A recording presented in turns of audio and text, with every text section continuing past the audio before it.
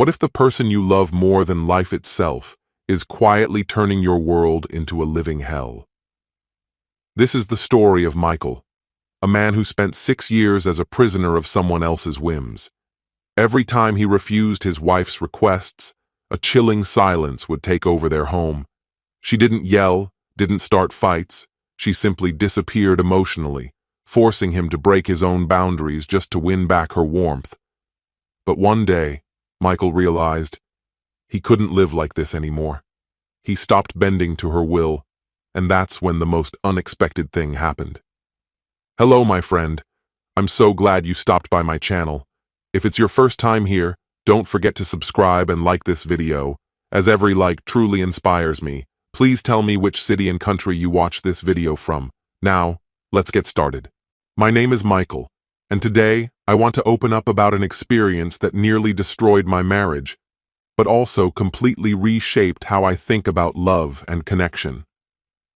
My wife Haley and I had been together for 6 years at that point.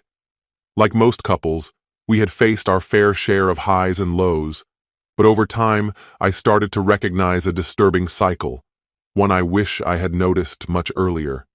Anytime things didn't go Haley's way, she would shut down emotionally. There were never any arguments, no heartfelt discussions, no attempts to explain what was bothering her. Instead, she would pull away.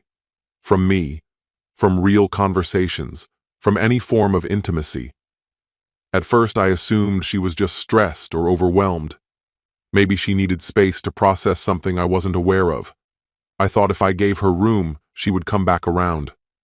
But as the years passed, it became obvious this wasn't random at all. It was intentional. Every time I declined something she asked for, whether it was something trivial or something important, a favor or a decision, she would grow distant. And I don't just mean turning down physical affection. She would act like I was invisible, cold, and unreachable. And like clockwork, I would take the bait. I hated the way tension would take over the house, so I was always the one to try and bridge the gap. I was always the first to say I was sorry. I would comfort her, offer reassurance, and eventually, just to break through the wall she put up, I would give in and agree to whatever she wanted.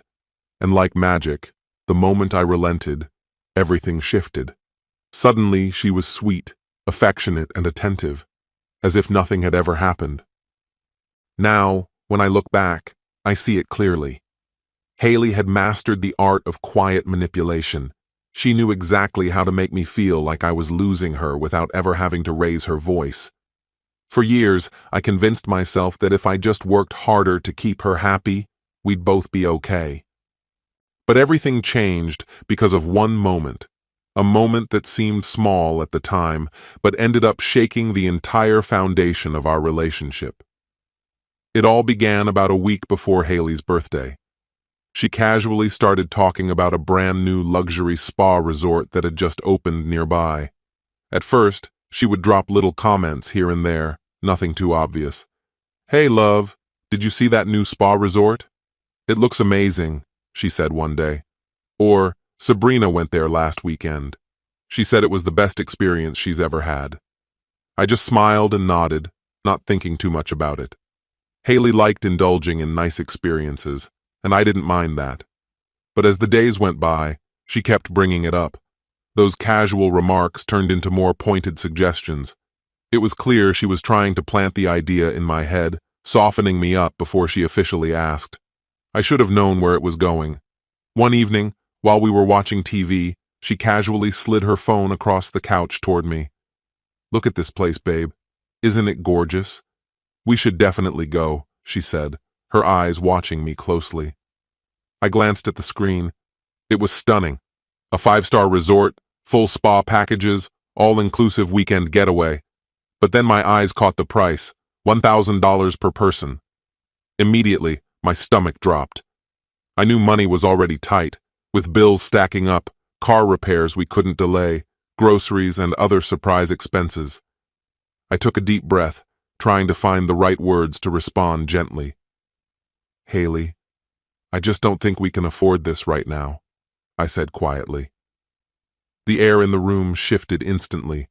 I saw her jaw tighten, The spark in her eyes dimmed just slightly, but enough for me to notice.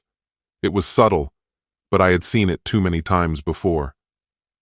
"So, that's a no?" she asked, her voice flat and empty. I exhaled slowly, trying to stay calm. "I'm just saying, let's wait. Maybe later this year, when things are a bit easier." I wasn't shutting it down forever.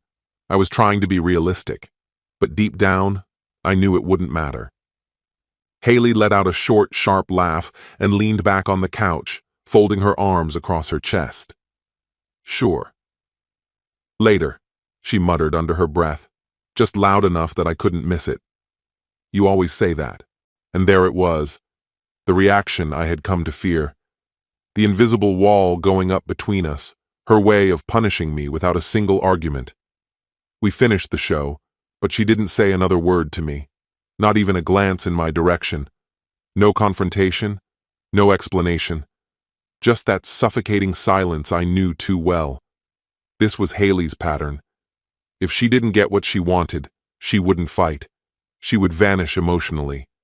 And every time, I would be the one chasing after her, desperate to bring her back. I would apologize, even when I hadn't done anything wrong.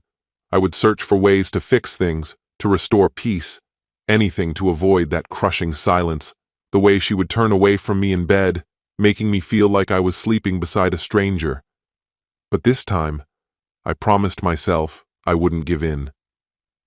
That night, as I got into bed next to her, I hesitated. Normally, we had a bedtime routine. I would slide my arm around her waist, and she would lean into me. It was our quiet way of connecting before falling asleep. But when I reached out to her that night, resting my arm gently around her, I felt her body stiffen. She immediately pulled away. "Not tonight," she whispered, her back still turned to me. I lay there frozen. I wasn't trying to start anything intimate. It was just a small gesture, something that had always been part of us. But even that simple touch was too much for her now. But tonight, something felt different. That's when it struck me. This wasn't just another rough day or fleeting tension. No, this was intentional. A cold, calculated silence meant to punish me for not giving her what she wanted. I lay there, staring blankly at the ceiling, thoughts swirling like a storm in my mind. How many times had I been caught in this endless loop? How often had I apologized for things I hadn't even done? How many times had I backed down, bought gifts to smooth things over, or swallowed my pride just to keep the peace in my own home? Too many to count. And that night, something inside me finally broke. I made a decision. I wasn't going to grovel for my wife's attention anymore. I was finished being the first to give in. If she wanted to keep playing these emotional games, she could play alone. Instead of bending over backward to please her, I chose, for the first time in a long time, to focus on myself. For years, I had poured everything I had into keeping things normal between us. Every time Haley pulled away, I would scramble to fix whatever I thought was broken, say whatever needed to be said, just to bring us back to some false sense of calm. Her moods ruled our house, and I had been living under that weight like a man in chains. But not this time. I wasn't going to keep apologizing for things I shouldn't own. I stopped waiting for her to decide when I was allowed to be happy. Instead, I started doing things that made me feel alive. I dragged out my old gym bag, covered in dust and memories, and went back to working out. But this time, it wasn't to impress her or win her approval. It was for me, because I missed feeling strong, like I had control over something. The soreness in my muscles became a quiet reminder that I was moving forward. I even joined a casual basketball game with some coworkers. Nothing serious, just a weekly thing. But it felt good. Good to run, to laugh, to be part of something that had nothing to do with my marriage. And then there was photography. How had I let that part of me disappear? Before Haley, my camera was practically an extension of my hand. I used to love capturing fleeting moments, strangers' faces, city lights dancing in the dark. But life had swallowed that passion whole, and I let it happen. Until now. I dug my camera out from where it had been buried and started shooting again. Anything that caught my eye. Sunsets bleeding into the sky, people lost in thought, cracks on the sidewalk. And with every photo I took, I felt like I was reclaiming the man I used to be. For the first time in years, I felt free. I wasn't walking on eggshells anymore. I wasn't obsessing over every look or sigh she threw my way. I wasn't hanging on her approval, waiting for her to decide when things were okay. If she wanted distance, she could have it. But I wasn't chasing after her anymore. And that's when I saw something start to change. Haley had always expected me to be the one to break first, to come crawling back, desperate to make things right. But when I didn't, she noticed. At first, she acted like she didn't care, but I caught her watching me, when I slung my camera over my shoulder and walked out, when I laced up my shoes for the gym. It was like she didn't know what to make of this version of me, this man who no longer revolved around her. Then came the night that flipped everything upside down. Haley had invited Miranda, a newer friend of hers, over for dinner. Normally, I would have sat quietly, let Haley lead the whole night. But not this time. This time, I was engaged, confident even, fully present in a way I hadn't been for a long time. And Miranda picked up on it. "So, Michael," Miranda said, tilting her head, eyes curious. "Haley mentioned you're into photography. You'll have to show me your work sometime." I met her gaze and smiled. "Yeah, I'd like that." It was a small thing, but I could feel the shift in the air. Miranda was definitely flirting, and I didn't shy away. I flirted back, subtle, nothing over the line, but enough to stir the room, enough for Haley to notice. Every time Miranda laughed at something I said, I caught Haley stiffening just a little. Every playful glance Miranda threw my way seemed to darken Haley's eyes. But the real blow came when Miranda stood to leave, gave me a sly grin, and said, "You know, Michael, you're way more fun than I expected. I can see why Haley married you." I watched Haley's whole body tense. For once, I wasn't orbiting her world, and suddenly, she was the one feeling off balance. She was feeling something she hadn't felt in a long time: competition. The next morning threw me for a loop. Haley was up before me, which was unusual enough, but then I smelled something coming from the kitchen, something I hadn't smelled in years. I walked in to see her at the stove, cooking. She turned around, smiled like nothing had happened, and slid a plate onto the table. "I made your favorite," she said sweetly. I raised a brow. "Thanks." I didn't overdo it. I didn't fall all over myself thanking her. I just sat down and ate. Over the next few days, she kept trying. She started putting on makeup, even when we had nowhere to go. She'd ask about my day, laugh at jokes she used to ignore, brush her hand against my arm as she passed, small, calculated touches, testing me, watching to see if she still had control. But this time, I knew how to play. I wasn't giving her the cold shoulder, but I wasn't running to her either. I didn't start conversations or reach out for affection. If she touched me, I barely reacted. If she flirted, I gave her a polite smile, but nothing more. And when we went to bed, I rolled away before she could get close. I wasn't being cruel. I was just done being manipulated. I was merely letting her feel a fraction of what I had carried for so long, and I could see that it was breaking her down. I sat on the couch, casually thumbing through my phone, when she entered the room and stopped right in front of me. At first, she said nothing. She shifted her weight uneasily, her arms wrapped tightly around herself as though holding herself together. After what seemed like an endless stretch of silence, she finally exhaled, a deep and weary breath. "It feels like we're drifting apart," she murmured at last. I looked up at her, saying nothing. This time, I wasn't going to be the one to fill the quiet. She lingered there, unsure, her eyes searching my face. After a long pause, she spoke again, softer this time. "Can we talk?" I placed my phone down and gave a small nod. "Yeah, let's talk."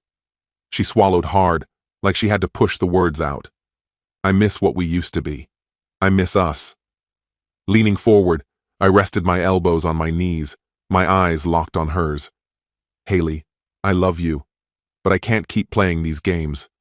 Her eyes widened, her lips parting as if she was about to argue. "Games?" she whispered, almost in disbelief. "Yes," I said, my voice calm but unwavering. "The way you freeze me out. How you pull away whenever I don't meet every expectation you set." I took a slow breath before adding, "That's not love, Haley. That's control." She opened her mouth as though to defend herself, but no words came. She closed it again, and all that was left between us was silence. For the first time, I watched as something in her shifted, like she was seeing herself clearly for the first time. She had always been the one to hold the power, always assuming that if she retreated, I would chase her, eager to fix things. But this time, I didn't move. This time, I let the space stay between us. And now, she was the one feeling it.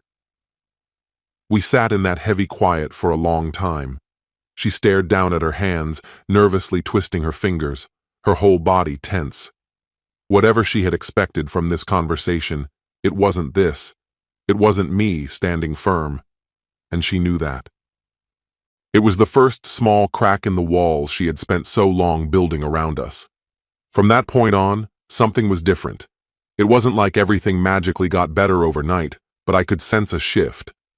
Haley stopped using affection as a weapon. The long, punishing silences, the way she would withdraw to manipulate me, all of that began to slip away. Not because I forced her to stop, but because she realized it no longer gave her control. She also stopped dismissing me with a roll of her eyes every time I disagreed. Before, if I ever stood up for myself, she treated it like an act of rebellion, like I was threatening her hold over us. But now she actually listened. We still had arguments, but she didn't act like my refusal to bend was a betrayal. And as for me, I finally understood that I deserved love without conditions. For the first time in what felt like ages, I felt like my voice mattered. I wasn't shrinking myself to avoid setting her off. I wasn't living in fear of her cold silences. By holding my ground, I gave us both a chance to start over. And slowly, our relationship began to heal. Of course, not every relationship has a happy ending like that. Not everyone is willing to change. But if you're with someone who uses love as a reward to be earned, who makes you work for their affection, ask yourself, is that really love? Or is it about control? Because real love doesn't need to be chased. It doesn't punish you. It doesn't make you feel like you're not enough. Real love is given freely. And for the first time in a long while, I finally knew what that kind of love felt like. This story has come to an end.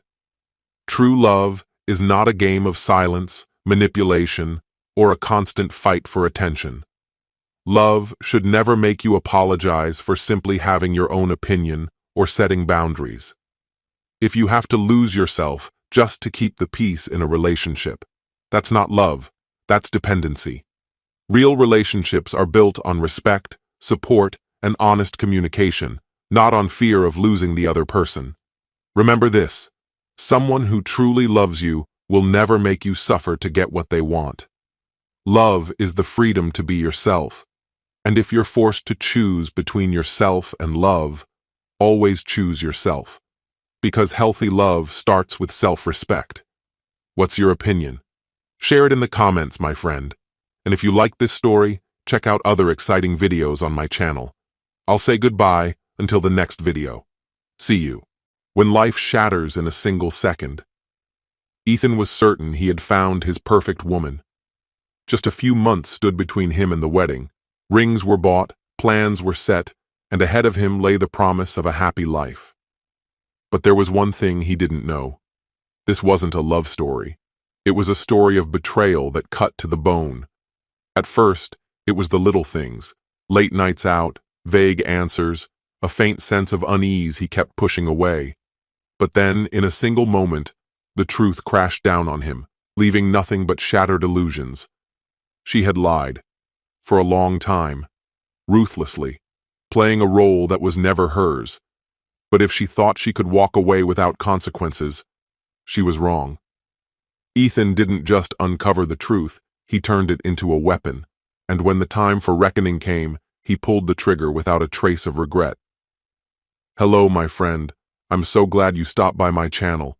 If it's your first time here, don't forget to subscribe and like this video, as every like truly inspires me. Please tell me which city and country you watched this video from. Now, let's get started. My name is Ethan, and the story I'm about to share changed the course of my life in ways I never could have foreseen. 2 years ago, I was engaged to a woman I believed was my forever, Haley, the person I had convinced myself was meant to be my partner for life. At least, that's what I thought at the time. We had already set a wedding date, and in my mind, our future was neatly laid out. Our home, our family, the life we would build together. But love only flourishes when it's nurtured equally by both people.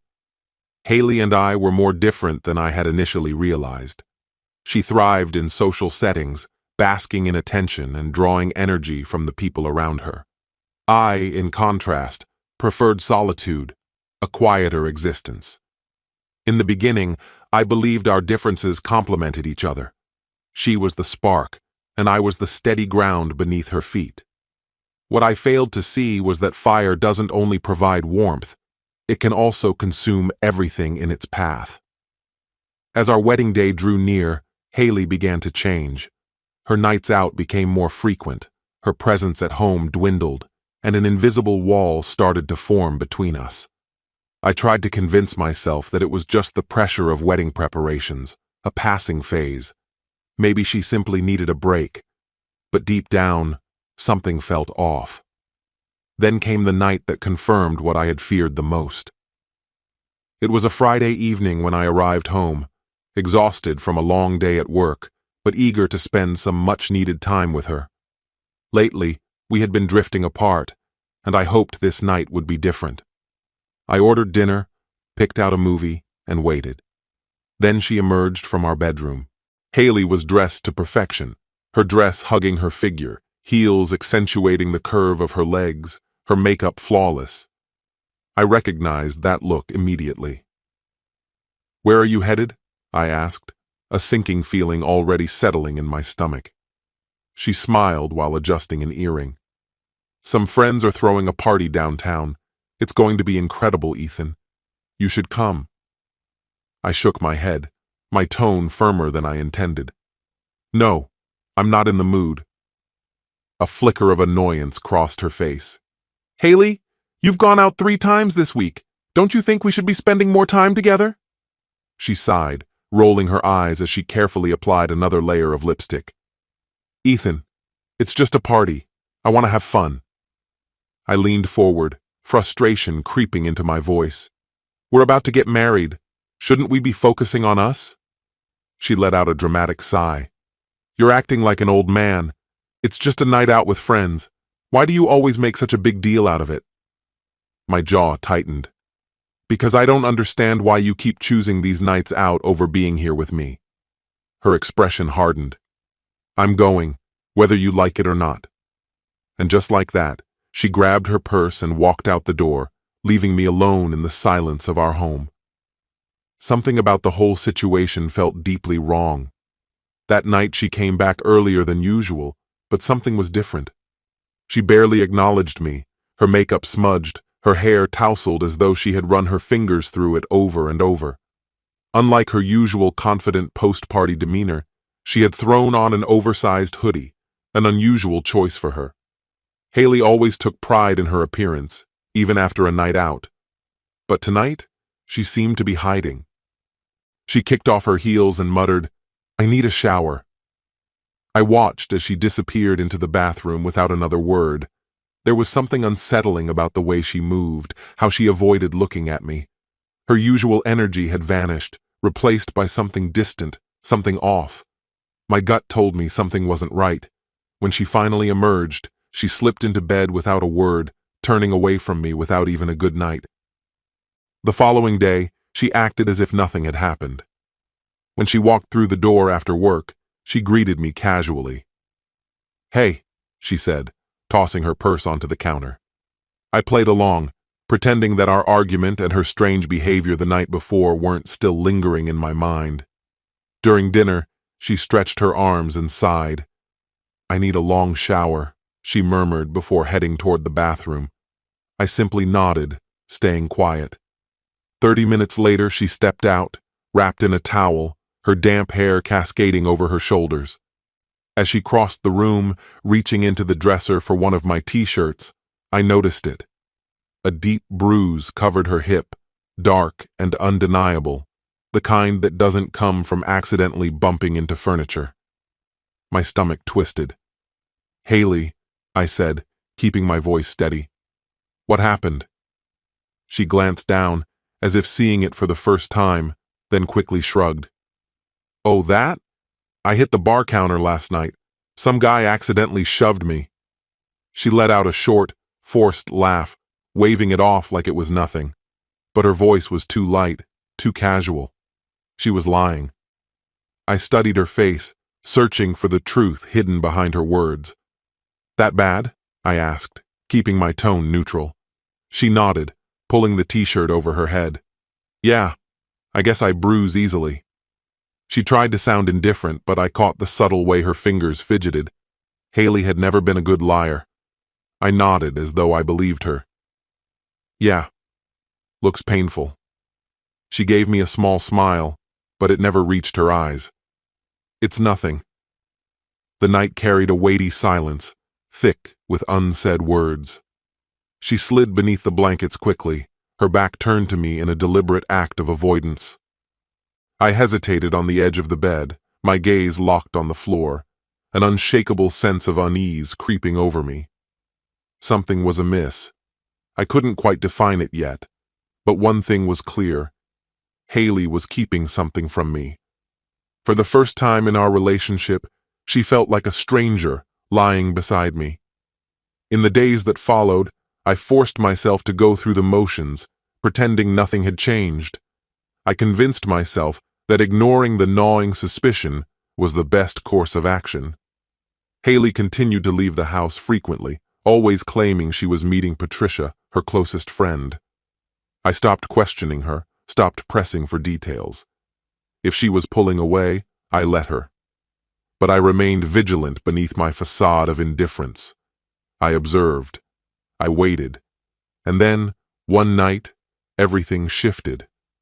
Haley was in the shower, her phone abandoned on the couch with the screen facing up. I had no intention of snooping until a message illuminated the screen. It was from Patricia. "I still can't believe you did that." A chill coiled through my spine. Did what? My heartbeat pounded in my ears as I stared at those words, a storm of curiosity raging inside me. My palms felt clammy. I had to know. I reached for the phone, my thumb hovering hesitantly over the screen. Only that single message was visible on the lock screen. If I wanted more, I would have to unlock it. I nearly did. But then the bathroom door creaked open. Steam billowed into the room as Haley stepped out, wrapped in a towel. I withdrew my hand instantly, grabbing the remote instead, feigning distraction by flipping through channels. She didn't notice. Humming softly, she moved past me, completely unaware of what I had just seen. My hands trembled.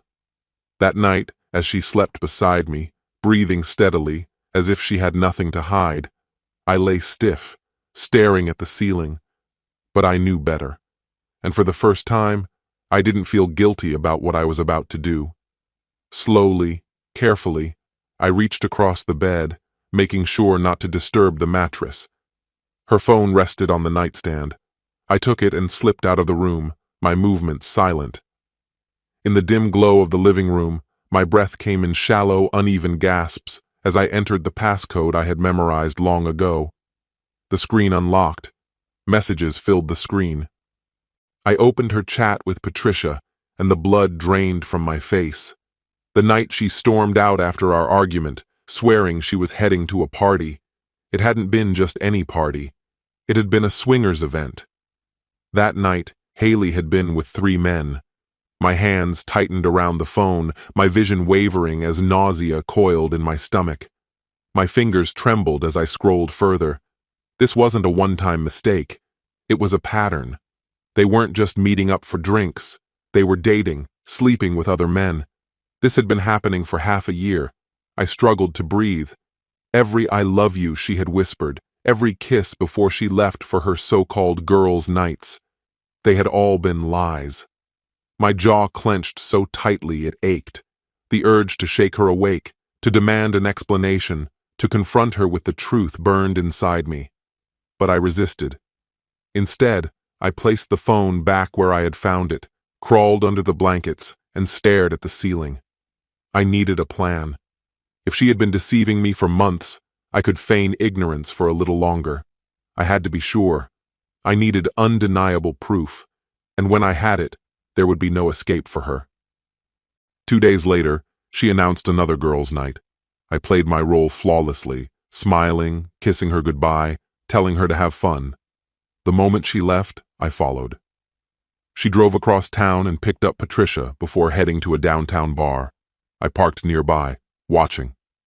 Minutes later, 2 men arrived. The way they greeted Haley and Patricia told me everything I needed to know. They embraced easily, their laughter spilling into the night air. Haley placed a hand on one man's arm, leaned in, whispered something to him. The intimacy in the gesture sent a bitter taste to my mouth, but my hands remained steady as I raised my phone, capturing photo after photo. An hour later, they exited the bar. Haley and Patricia got into her car. The 2 men followed in theirs. I trailed them to a hotel. From a distance, I watched Haley step out, smoothing her dress. Then she turned to the man she had been whispering to all evening. He pulled her into his arms. Without hesitation, she tilted her face up to his. They kissed. My stomach twisted, but I kept taking pictures, another and another. She smiled against his lips, took his hand, and together they disappeared into the hotel, like I had never existed. There was nothing left to question. No excuses she could make. No way she could explain this away. Haley had betrayed me, and now I had proof. I didn't hesitate. I drove home, grabbed a suitcase, and began packing. My actions were swift, controlled, no hesitation, no second guessing. When I was finished, I removed my engagement ring and stared at it briefly before setting it down on the kitchen counter. A quiet farewell, a final message. Then, without another glance, I walked out the door. The next morning, I woke up in a hotel room. The ceiling above me was unfamiliar, a stark confirmation that my life had veered off course in a way that could never be undone. My limbs were sluggish, weighed down by exhaustion, but the moment my fingers brushed against my phone, fatigue gave way to clarity. The screen overflowed with notifications, missed calls stacked on top of each other, all from Haley. Her messages were relentless, her voice mails frantic. "Where are you? Why won't you answer? Please, just talk to me." My thumb lingered over her name, hesitation flickering for an instant before vanishing completely. I wasn't going to respond. There was nothing left to discuss. Instead, I drew in a steady breath and made a few necessary calls. Within moments, the wedding was officially called off. But stopping the ceremony wasn't enough. Haley had spent months lying, sneaking around, shattering every ounce of trust I had placed in her. Now, I could imagine her scrambling to control the narrative, twisting the truth to cast herself as the victim. I wouldn't give her that chance. Opening my messages, I created a new group chat. I included everyone who needed to know, our families, close friends, every guest who had been invited. With meticulous precision, I attached the evidence. Images of Haley entangled with another man, their lips pressed together, her fingers interlocked with his as they disappeared into a hotel. Undeniable, inescapable. I paused for only a moment before typing, "The wedding is off. This is why." And with that, I hit send. For a long moment, I simply stared at my screen. I didn't need to watch as the responses came pouring in. The truth was out. Irrevocable. Exhaling, I powered down my phone and tossed it onto the bed. As I leaned against the headboard, an unfamiliar sensation settled over me. It was over, and for the first time in ages, I felt something I hadn't realized was missing. Relief. Freedom. Haley unraveled. The second I turned my phone back on, it vibrated violently, an avalanche of missed calls and unread messages. She was spiraling, clawing for control. "What have you done? Please, we need to talk. You don't understand." I didn't bother with the voicemails. I didn't open the texts. What could she possibly say? That I had misunderstood? That it was meaningless? That I had imagined what was right in front of me? It didn't matter. I let the phone ring unanswered, listening as each call grew more desperate until finally they stopped altogether. She understood now. I wasn't coming back. I had already left. Without a second glance, I packed up my life and moved to a city where no one knew me as Haley's former fiancé. A clean slate, a new job, a new apartment, a version of myself unburdened by the weight of her betrayal. At first, the quiet was jarring. After years of waiting for her to return, wondering where she was, justifying her absences. Now, I owed no one an explanation. I threw myself into work, into the gym, into rebuilding myself from the ground up. I never looked back. The months blurred together, then an entire year slipped by. I never sought out news of her, but whispers have a way of traveling to the right ears. Haley's world had collapsed. Her parents, furious. Blindsided and humiliated by the scandal, they had cut her off for a time, unable to stomach the disgrace. Her new relationships? Fleeting. The men she had chased after were never interested in anything lasting. And the people she once called friends? They had abandoned her just as swiftly as she had betrayed me. The moment they realized she valued loyalty as little as she had valued mine, they disappeared. But none of that concerned me. Not once did I feel a pang of sympathy. Not once did I wonder if she was all right. She had made her decisions, and I had made mine. This story has come to an end. Sometimes we turn a blind eye to warning signs, hoping that everything will work itself out, but the truth inevitably catches up with us. The pain of loss can be devastating, but in the end, it brings freedom, the chance to leave the past behind and start a new chapter. Ethan did not become a victim. He took control of the situation and chose himself. And that is the main lesson. Respect yourself enough not to let anyone betray your faith in love. What's your opinion? Share it in the comments, my friend. And if you like this story, check out other exciting videos on my channel. I'll say goodbye until the next video. See you.